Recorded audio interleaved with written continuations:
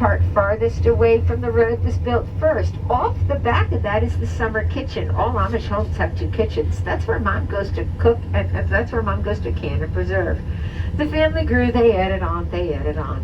On the left-hand side are 3 Amish homesteads. It's a homestead when you have a house, a pasture, a barn, and a garden. On the right-hand side at the front of the property is called a dotty house. All right, and that's where the parents go to retire.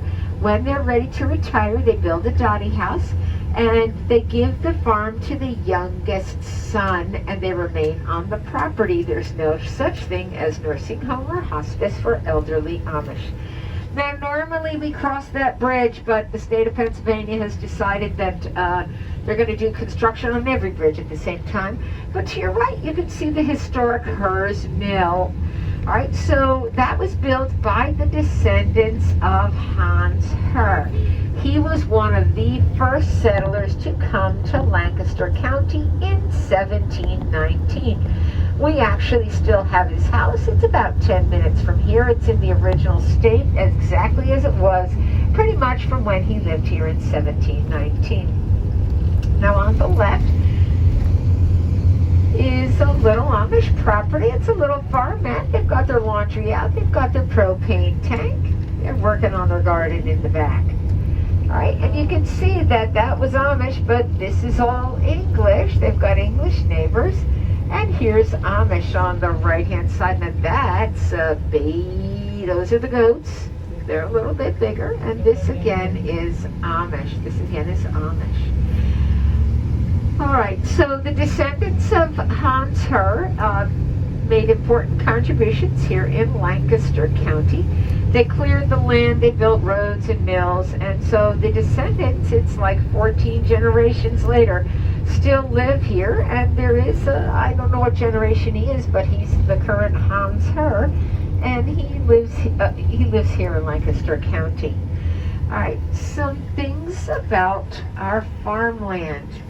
So, this is busy Route 30. This is busy Route 30, and it's also called Lincoln Highway, but it was originally known as the Lancaster Pike. And this is the first road that came out from the city of Philadelphia to the city of Lancaster at the end of the 1700s. So picture this road, one lane, all dirt. Now, we have folks, and we're using this road today because they've closed the bridges and we have to be able to get around. So this is just like a pass-through road for us. So one of the things about our farmland here, folks, is it is some of the most fertile in the entire United States. All right, pretty much you put stuff in the ground here and it grows. I can't grow anything, and you should see my garden. My husband said, "Are you going to stay home and weed today?" I said, "Nope, I'm going to drive the bus." So thanks very much for coming. My knees are really appreciating you all right now. But seriously, you dump it in the ground here and it grows. The problem is that we are part of the Chesapeake Bay watershed, which simply means that every time it rains and there is runoff, our topsoil runs into the Chesapeake Bay. Honestly, they don't want it there, and neither do we. So we plant, and you're going to see it in just a minute, we plant our crops in terraces and in strips. And I'm going to point them out to you. We grow everything here. Now, some other things about our Amish friends is people always ask, well, why do they live that way?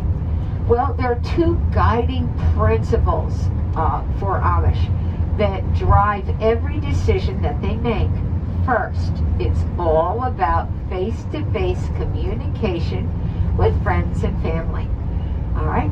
So how are the decisions and the choices that we make going to impact our ability to communicate face-to-face?